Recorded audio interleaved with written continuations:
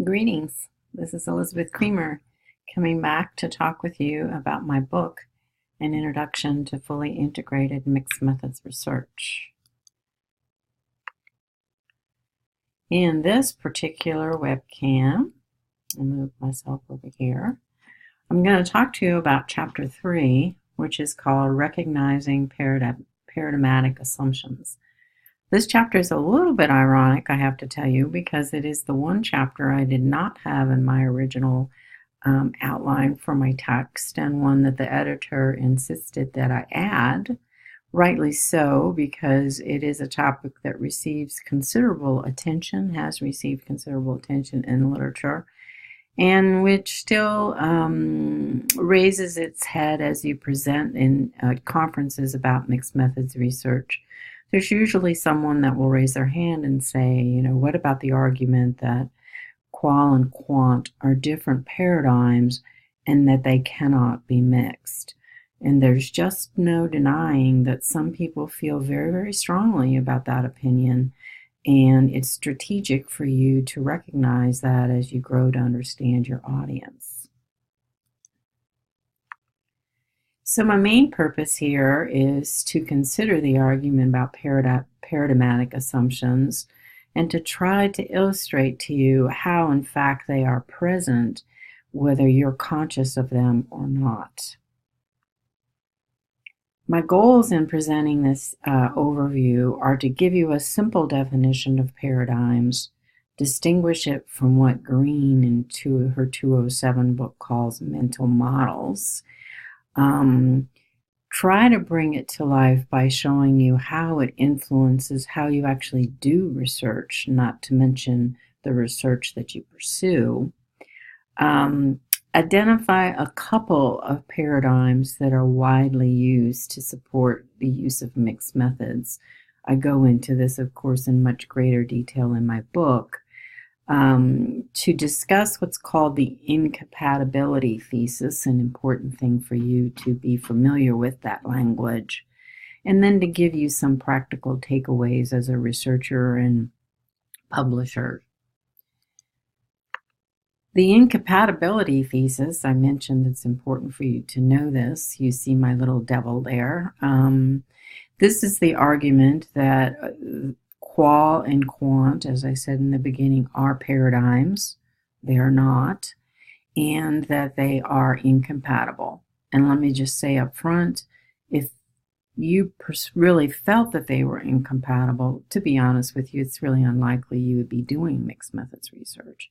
Most mixed method researchers consider them to be supplemental, to be overlapping, and in fact, once you really get pushed, it's very hard to even come up with very clear distinctions that people agree on about what is qualitative and what is quantitative. People agree on how to do it more than they agree on what's the difference. The key sort of distinguishing feature of a paradigm, and it's different from a methodology, but a paradigm is a philosophical set of assumptions, honestly, that revolve around views of reality and how do you assess it, how do you measure it. Paradigmatics are philosophical trains of thought that are shared by communities, even though individuals in reality may dip between and across different paradigms. So they're sort of pure categories, but in practice, people really move, in my experience, across them in more flexible ways than you'll see suggested by the literature. Let me show you or illustrate some ways or kind of sentences that reflect paradigm. And I find these useful because sometimes when you think someone is wrong in their views, or they think you are wrong in your views, and sometimes at points are willing to get red-faced about it, what you're seeing is a paradigmatic differences, very, very fundamental differences in paradigm.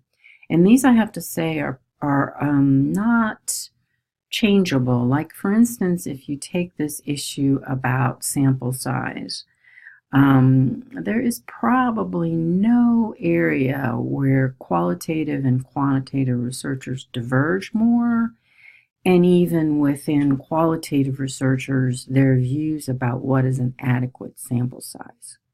Some researchers, I think of a quantitative bent, distinguish qualitative research and quantitative research as quantitative being large sample size, qualitative being small sample size. I don't think qualitative people would be crazy about that distinction, but it's out in the literature. Fundamental statement that drives much research hangs on what's called this idea of ontology, and ontology is the nature of truth and reality. And at the base of this is the assumption, positivist assumption, there's one right answer, there's a number, we can find it, it's out there if our methods are good enough, and the very, very different perspective that really reality is multiple, it's constructed by people, it changes in context, it changes over time. I always think of Pluto, it used to be a planet, it's no longer a planet. That's an example about as technology and our skills and our equipment gets better, knowledge changes, it changes over time. Epistemology is, I'm going to say simply, it's about the nature of the relationship with a participant. Is it important that you have one? Some people feel that improves quality. Or is it very important to control bias, if you could do such a thing, that you're distant, you're very distant from the participants. You should not have any kind of relationship. Those are very different paradigmatic views. One's not right and the other wrong. That's paradigm talking.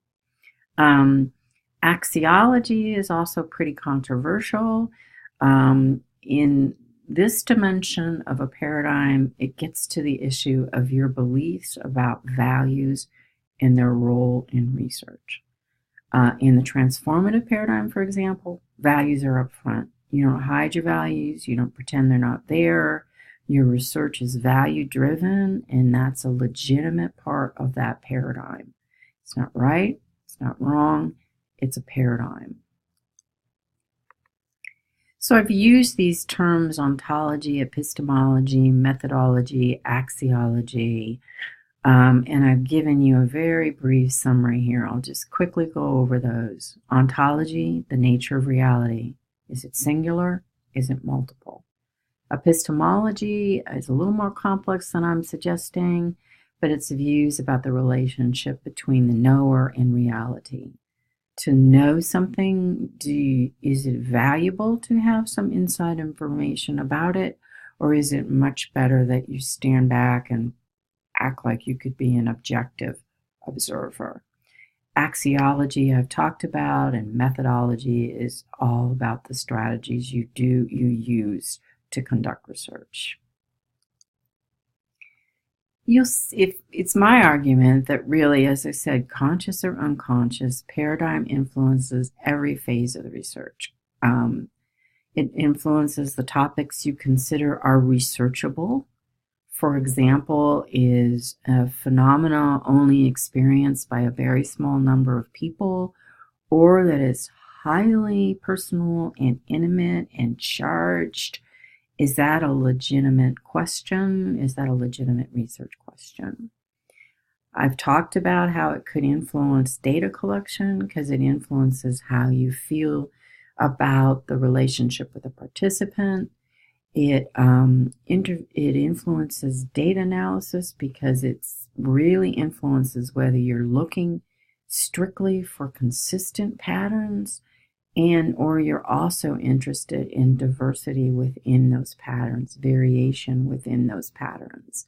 For instance, you may have a significant result, or more likely you may have a non-significant result, for instance, about the impact of an intervention, but that's because it had no impact on a bunch of people and a lot of impact on others.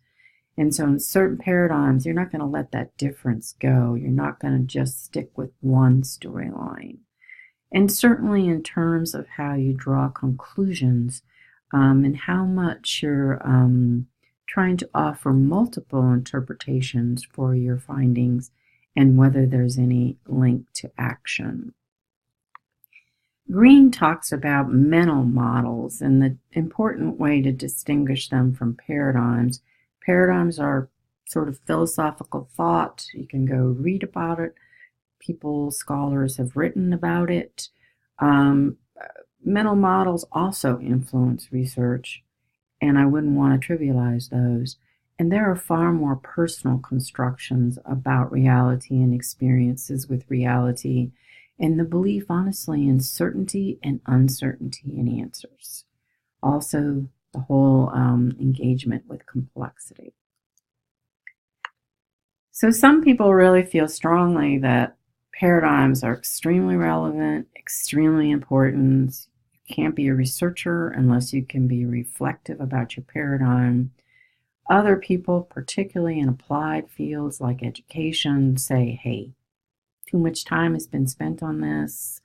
We do research and we frame it because we're meeting the needs of an audience. We do what works. And sometimes that crosses paradigms, sometimes it doesn't. There are a couple of paradigmatic positions that I'm going to outline very, very briefly that have been used a lot to support the use of mixed methods. This one here was sort of a founding one that I thought I was primarily until I grew disillusioned with it. And then constructivism and dialectical pluralism, I'm really moving from here to here. Felt I was really a constructivist, but now because of my interest in diversity and difference and contradiction, I feel like I'm moving closer to here. And then the transformative paradigm, which is action-oriented, it's got an agenda of social change and social justice, which certainly resonates with me as well. I said I started out thinking I was a pragmatist, and that's sort of, why do you do mixed methods? Because it works. You need multiple methods. There are reasons that audiences like to hear both qualitative and quantitative data, that funders really like it, really value it, and I use mixed methods for pragmatic purposes. It works, it makes sense, it comes natural to me. That's a pragmatic foundation. I grew disillusioned with this partly because I think it can at times sort of lead to a free-for-all. I'll just cherry pick. I'll ignore sort of methodological expectations. So the mixing up of methodological expectations challenges quality in such a profound way that I'm no longer a big fan of pragmatism as my own base. That's not to say it might not work for you. I kind of merged over into constructivism and dialectical pluralism, and you're probably familiar with constructivism. It's really the idea that people construct their reality. They shape the reality, even when you have something you can measure.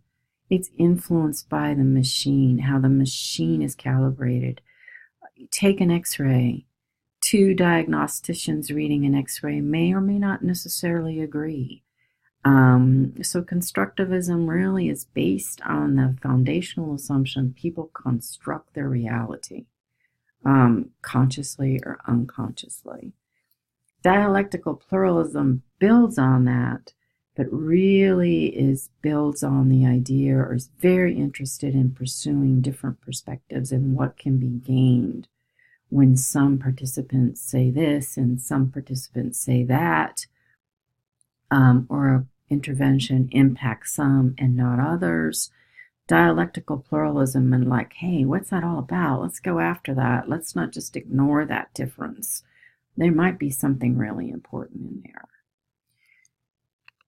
Hesse Barber and mostly Donna Mertens have done a ton of very creative work with the transformative paradigm. Always at the basis of transformative paragraph is an interest in the role of power, privilege, equality, inequality. What can we do to change it? So if you're a person out there and you think, I'm really excited about this way of teaching, this method of teaching, and you're really enthusiastic and you want to design a program and see if it works or not, that's an action agenda.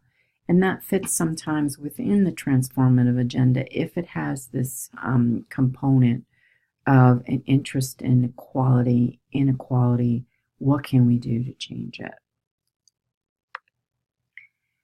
So there are some paradigmatic assumptions that are incompatible, or say that are incompatible with mixed methods research, and which could be used to argue it's not a legitimate methodology, which of course I wouldn't have written a whole book if I thought that.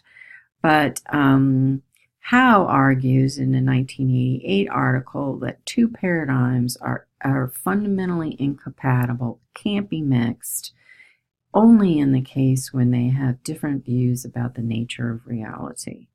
And that comes to that bedrock question: is reality singular or is reality multiple? Singular reality is there's one answer, there's one truth, and my job as a researcher is to find that. That's a sort of associated with positivism, which is not very frequently acknowledged as a paradigm anymore in research. So a cornerstone of mixed methods research is, one, that QUAL and QUANT are not paradigms, and two, they are not incompatible. QUAL can be done from many different paradigms: interpretivist, transformative, dialectical pluralism, constructivism. I believe I do both QUANT and QUAL from a social constructivist perspective, with this great interest in diversity and diverse experiences, and how the data and what story the data tell about that. As we shift to talk about so what for you, let me talk first about expectations for philosophical transparency and what that looks like. Some journals expect, when you're talking about mixed methods, that you acknowledge your paradigm. For instance, in grounded theory, people often refer to the realist paradigm, which I talk about in the chapter. But this is the expectation that in a sentence or two, and honestly, it's rarely more than a sentence or two, you refer or you justify your use of mixed methods by referring to a paradigm. This is not a big deal. It's relatively easy to do because usually there's so little space in a publication to talk about these things. In the exemplar in this chapter that I use, which is a wonderful, wonderful study by Gaston and Waters, here's an example of how they acknowledged in a single sentence their paradigm. So they're being philosophically transparent. Here they say our constructivist account of how data were collected, how they were analyzed, and how the resulting theory was derived is intended to make the difficulties and decisions of grounded theory method analysis more transparent for other researchers. It's right here. Here's where they're being transparent about the paradigm. It's really not a difficult thing to do.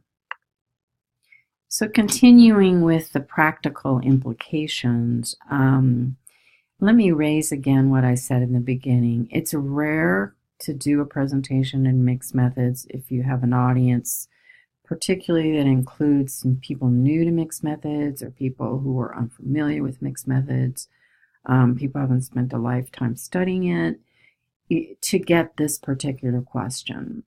How do you respond to the conviction that qualitative and quantitative research are fundamentally incompatible paradigms? Here is, I would pose to you an answer, a way you could answer that question. First of all, you have to acknowledge the legitimacy and the long-standing nature of that argument. You can't blow it off and say, yeah, that's crazy. I don't know who thinks that. That's not going to work. So the first thing you do is acknowledge that it's a legitimate position. You understand that people hold that position, they hold it strongly. So here's my answer. That argument has been around for a long time, and it is one some people feel very strongly about. One reason researchers choose mixed methods is because they do not see QUAL and QUANT as fundamentally incompatible, partly because they see a great deal of overlap between what is trying to be achieved with QUAL and QUANT research methods. There are many paradigms, like Constructivism, that are compatible with both qualitative and quantitative approaches. So here I'm trying to sort of model a short answer to this particular question that you might get when you give a presentation. So let's have a quick self-test about what you think best reflects the definition of a paradigm. So pause for a minute here and take a look at these three choices and see which one really fits the way paradigms are defined. Qualitative and quantitative research are each driven by a set of methodological assumptions. True. A set of philosophical assumptions shared by a community about the nature of reality and how to conduct research about it. True. Personal convictions determine what topics are worthy of research. True, but not necessarily the definition of a paradigm. So if you pick two, because it's really a set of philosophical assumptions about shared by a community, then you've zeroed in on how paradigms are traditionally defined. One last slide. Transitioning to Chapter 4. Chapter 4, 5, and 6 of the book are all about different ways to integrate qualitative and quantitative data at the design and data collection and other phases. It is, I believe, the most extended discussion of different ways to mix by phase that is available in the literature. So I hope you found this recording useful. I look forward to seeing you again in the next chapter.